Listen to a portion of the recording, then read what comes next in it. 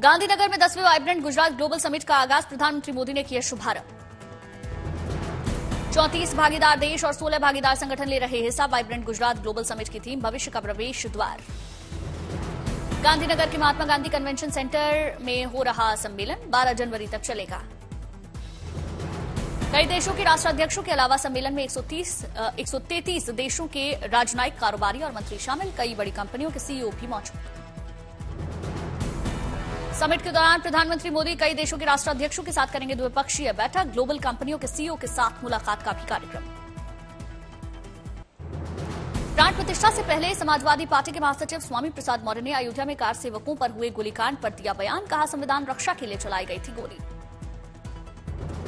विवादित ढांचे के तोड़फोड़ पर भी बोले स्वामी प्रसाद मौर्य। कहा, बिना किसी न्यायपालिका के निर्देश और बिना किसी प्रशासनिक आदेश के बड़े पैमाने पर अराजक तत्वों ने की थी तोड़फोड़।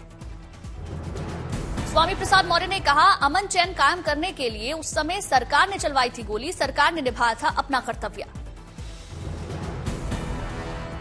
तत्कालीन सरकार ने संविधान की रक्षा के लिए, कानून की रक्षा के लिए, अमन चैन का कायम रखने के लिए उस समय जो गोली चलवाई थी वो सरकार का अपना कर्तव्य था।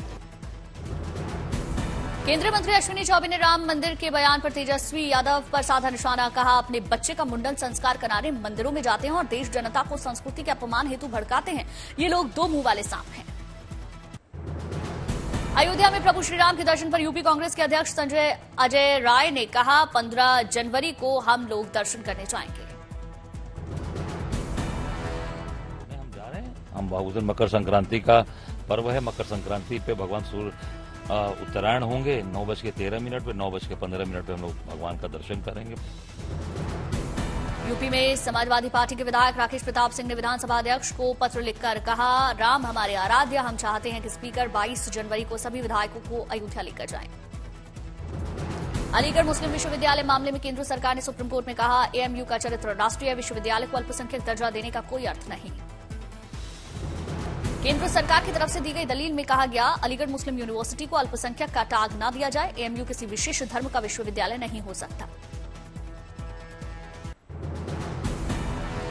झारखंड में जारी सियासी हलचलों पर सीएम हेमंत सोरेन का बयान। कहा, 2024 तो अभी शुरू हुआ है, आप लोग बस हलचलों पर नजर रखिए। उदयपुर में जनसभा के दौरान राजस्थान के मंत्री बाबूलाल खराड़ी ने कहा, प्रधानमंत्री का सपना है कि कोई भूखा ना सोए, कोई बिना छत के ना रहे। मायावती के बयान पर केंद्रीय मंत्री मीनाक्षी लेखी ने कहा, योगी जी ने अच्छों का इलाज किया है, इनको भी ठिकाने लगा देंगे। मायावती ने कहा था, सपा से मेरी सुरक्षा को खतरा। सीएम योगी ने की थी सुरक्षा की मांग। मायावती के बयान पर डिप्टी सीएम केशव प्रसाद मौर्य ने सपा पर साधा निशाना। कहा, सपा गुंडागर्दी कभी नहीं छोड़ सकती, माफियाओं का साथ भी नहीं छोड़ सकती। लंदन यात्रा पर गए राजनाथ सिंह ने ब्रिटेन के रक्षा मंत्री के साथ बैठक की। रक्षा औद्योगिक सहयोग बढ़ाने पर जोर दिया। रक्षा मंत्री राजनाथ सिंह को लंदन के हॉर्स गार्ड परेड ग्राउंड में दिया गया गार्ड ऑफ ऑनर। परेड में शामिल होने वाली रेजिमेंट ब्रिटिश सेना में रखती है ऐतिहासिक महत्व। लंदन में रक्षा मंत्री राजनाथ सिंह ने 10 किंग्स रोड स्थित अंबेडकर संग्रहालय का दौरा किया, ऐतिहासिक तस्वीरों को देखा। लंदन के निस्डेन मंदिर भी पहुंचे रक्षा मंत्री राजनाथ सिंह, विशेष प्रार्थना की। लोकसभा चुनाव के लिए बीजेपी ने तैयारी तेज कर दी। आज देश भर में कार्यकर्ताओं के लिए वर्कशॉप का आयोजन।